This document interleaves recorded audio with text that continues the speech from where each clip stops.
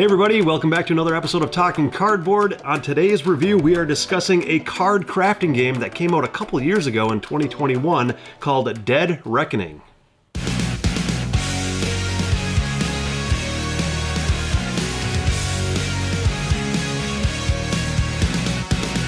All right, and here we are with part of the usual crew. We've got John to my right, Nick to my left, and I am Corey, like always. And today we are discussing a card crafting game that's got some unique mechanisms to it, pirate-themed, got some really cool stuff going on. Nick, did you kind of want to describe the gameplay or what the whole card crafting system means? Sure. So many may be familiar with the deck building mechanic, which was made famous by the game Dominion many years ago. And a few years ago, a designer decided to come up with their own spin on the deck building mechanic, which was called card crafting. Those familiar with deck building, in deck building games, you, over the course of the game, continue to add cards to your deck. You're building your deck of cards, you're maybe eliminating some cards, but over the course of the game, you're adding cards to a deck. But in card crafting, you actually have the same 12 cards throughout the course of the game, but you're modifying those cards with these inserts. Therefore, everyone has the same starting cards to begin the game, but over the course of the game, you're adding these advancements, is what they're called in Dead Reckoning, that augment the behavior of those initial 12 starting cards.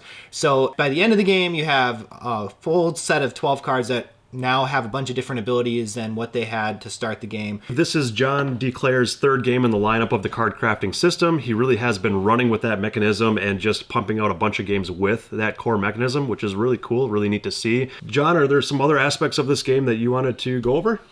Yeah, let's just go over the theme and kind of what the objective of this game is. Essentially what you're doing is you're taking on the role of the crew of one pirate ship.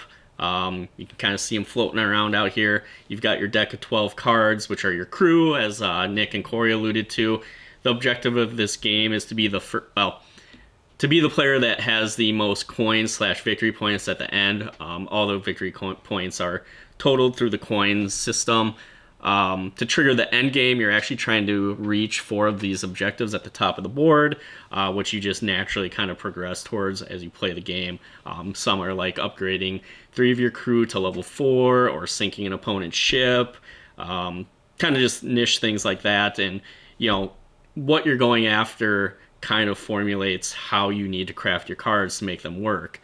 Another strong aspect of this game is that you're all starting in your harbor and you're going out and exploring these islands or open sea tiles, and that's where you're going to find the cards to craft with, the advancements that you add to your cards. Obviously, the further away you get from your harbor, the more powerful they get. Each island also has an influence and area control mechanic with it, and that's also a very big source of end game scoring based on that area control and what you own at the end of the game.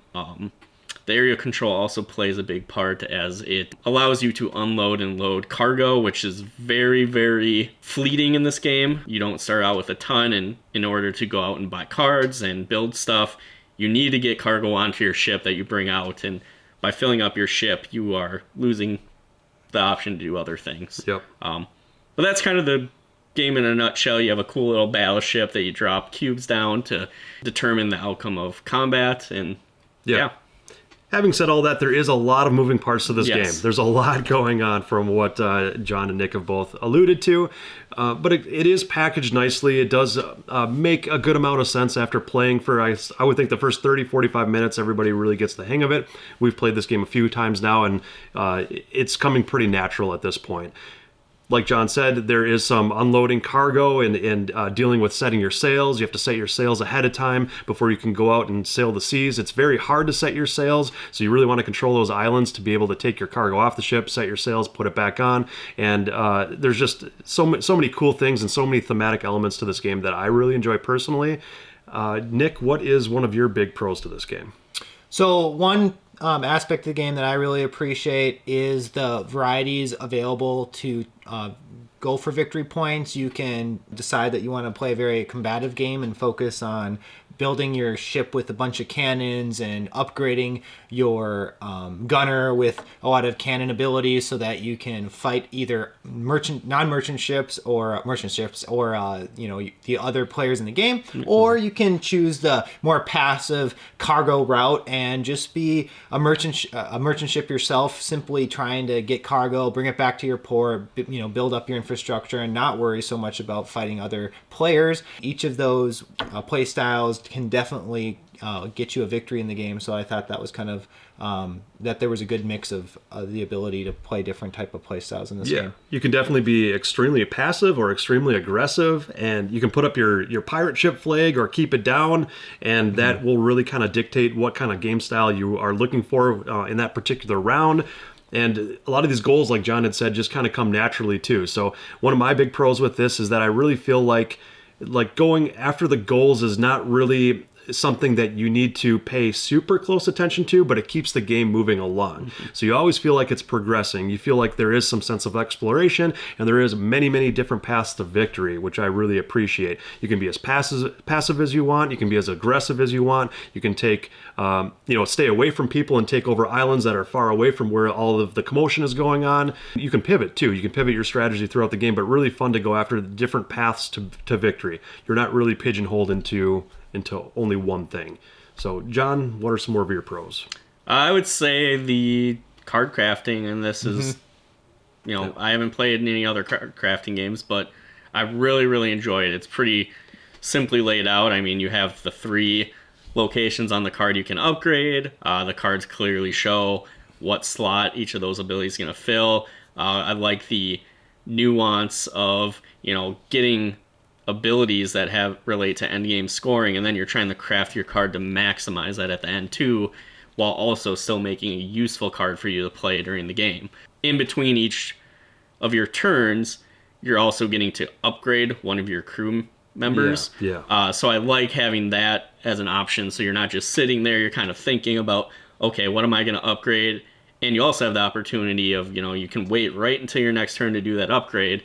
So let's say you're sitting on a gunner, maybe someone attacks you and you're like, well, you know what, I'm just going to upgrade this now and use it for defense. So I like the flexibility that mechanic gives you.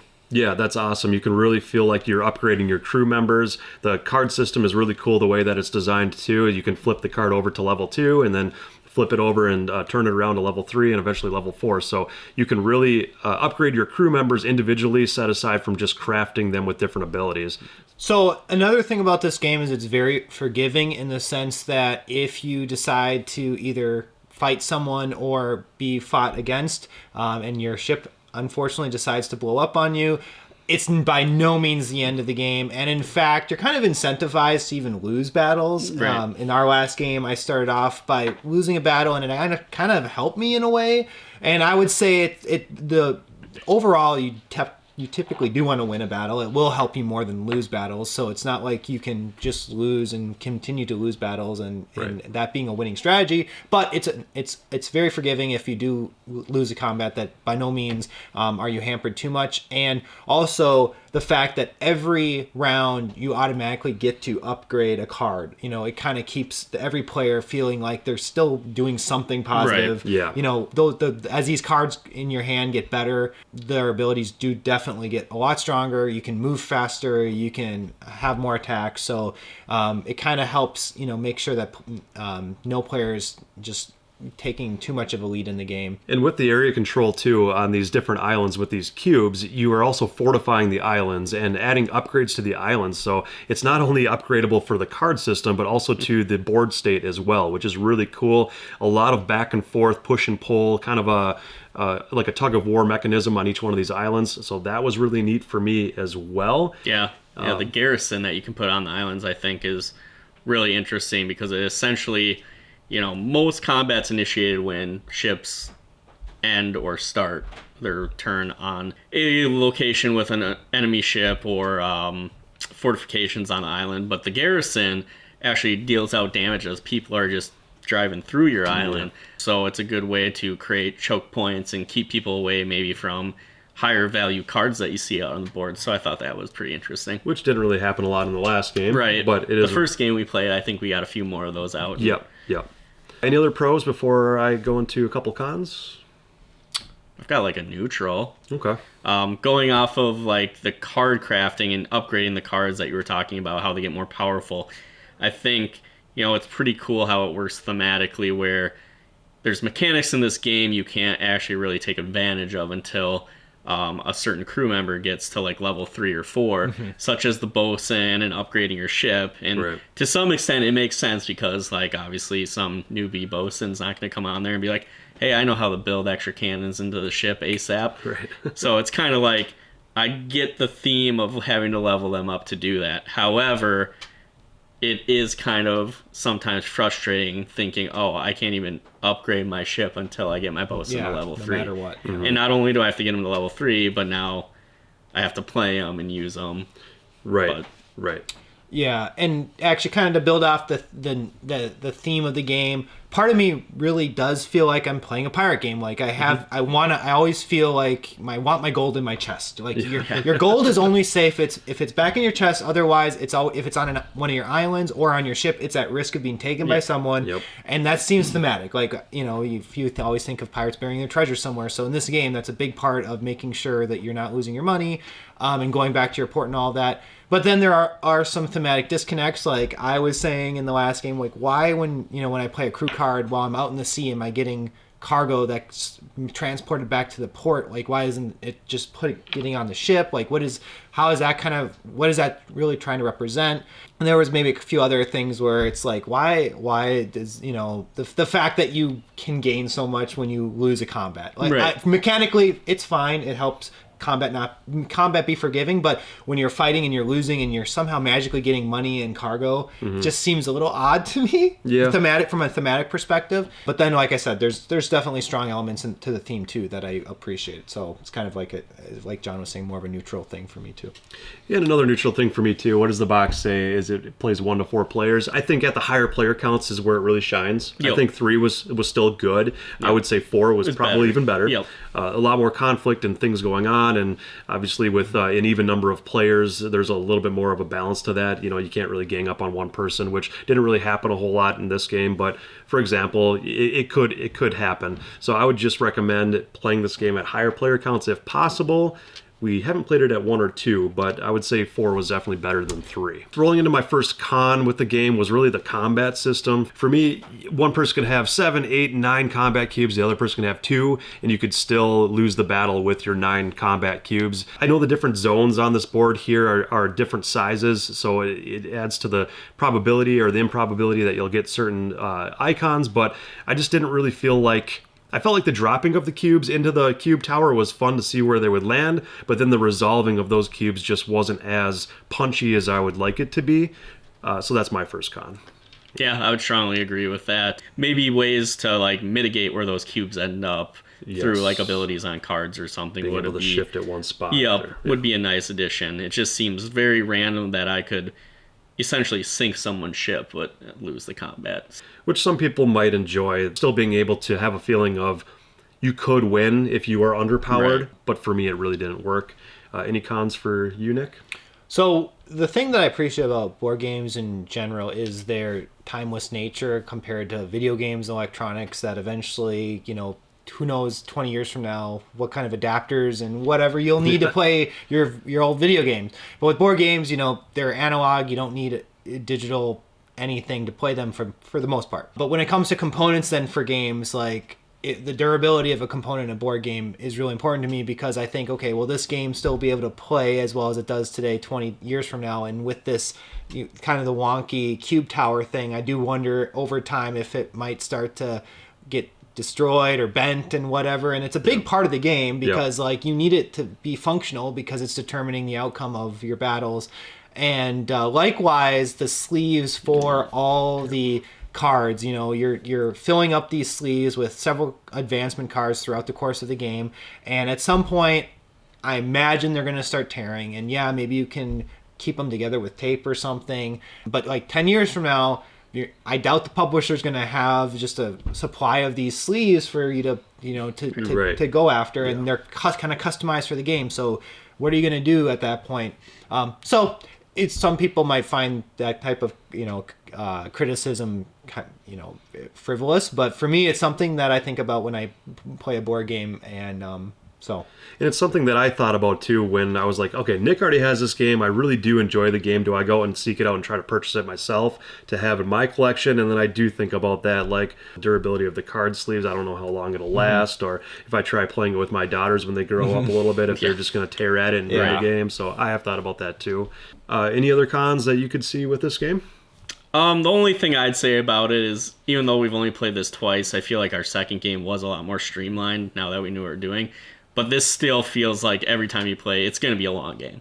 Yeah. Probably 2 to 3 hours minimum, I'd say, depending on your play group and, personal styles. Because obviously there can be a lot of thinking with how you're spending the actions on your cards, what cards you're sleeving advancements into, and then there's the moving components of refilling slots and just keeping things clean. There's just a lot of stuff. So it's a long game. With that, I think we'll roll into final thoughts and ratings. We'll start with Nick this time. So I would give this game a 6 out of 10. I thought it's an okay game. Definitely will be willing to play it if in the mood, if someone really wants to play it. I would love to share this game with others that have interest in it, but it wouldn't probably be the first game I would recommend if we were ever deciding to have a game day. For me, it's going to be a little bit higher. I'm going to give this game an 8.5. I really did enjoy it. Spoilers, it's on my top 50 favorite board games of all time right now. I do like the tug-of-war system. Area control is one of my all-time favorite mechanisms, or all-time favorite things in a board game. I love area control. I love deck building. The card crafting system really builds off of that deck building experience. It's new and fresh to me. Will the rating drop in the future? Maybe, after the novelty wears off a little bit. But for right now, I'm really enjoying how that area control and it feeling thematic with the pirates and exploration and upgrading the cards. I really like how all that gels together. I like how after one game of it's very easy to play. It's not a very complex game. There is a lot of moving parts, but it's still not too complicated to play. Will it have its legs? I don't know. Will it have its stay power? Who knows? Only time will tell, but for right now, it's an 8.5 for me. So, John? Yeah, I'm actually with Nick on this one, which is surprising to me, with another 6. I really, really like the card crafting mechanic and how this game does it. That really is the shining star of this. I also like pirate themes in general, and unfortunately, this one just doesn't do enough combat-wise for me. Like I said, I'm not a big fan of the combat system, and you really don't get rewards other than maybe an achievement for taking out other players. It's more of a hindrance to them versus a boon for you. The other reason I just rate it low is I honestly felt in this last game like my ship and what I was doing was the dominant force, but I still was grossly outmatched in final points, even though I felt like I was kind of doing everything right. And it's like, what did I miss? It's like I've got the advancements, I've got more guns than everyone. But then apparently Nick was just shuffling over his gold. You just didn't have any eye? Look at your influence. Yeah. So, and maybe that's just me, but The more passive pirate won. He got his gold and got home. significantly more achievements than anyone. So it's just, I don't know. So, and then the one thing too I want to mention is we played briefly we played this time with one of the expansions, which kind of introduces a campaign element to the game, and we yet to not played a campaign of this game. So that could be an interesting thing to try, and we got elements of that in our last play session, which kind of added a little flavor and excitement to the game a little bit. Also, this other expansion, which adds some a little bit of asymmetry to the starting cards, so that each player has a slightly different array of starting cards, although I thought there'd be even more asymmetry provided by the Sea Dog expansion. But if they come out with another expansion where you have completely unique starting cards, I think that would be kind of interesting. Yes. Yep. And there is a Kickstarter that was launched a few months ago that I happened to back, which is another expansion for Dead Reckoning. So to Corey's point, my current rating's a 6, but maybe in the future could improve if the expansion content they're adding to the game maybe fixes some of the things that I wasn't so excited about. So far. I would say some of the cards we saw come out of the expansion were pretty cool. I like that little extra flavor of a storyline or a cohesive like shared experience where things are now different for the next time we play. So that's kind of cool. We'll see. Ratings could go up or down with time, and if more expansions come out, like Nick said, he backed another one here, and we get it to the table more, maybe we'll do a follow-up review on those as well. So with all that said, that is it for today's review of Dead Reckoning. Hope you all enjoyed. Leave comments below on how you like the game, or if you like the card crafting system or any of the other games with that system in it that we should try. We'd definitely love to hear your suggestions. And until next time, you all have fun gaming.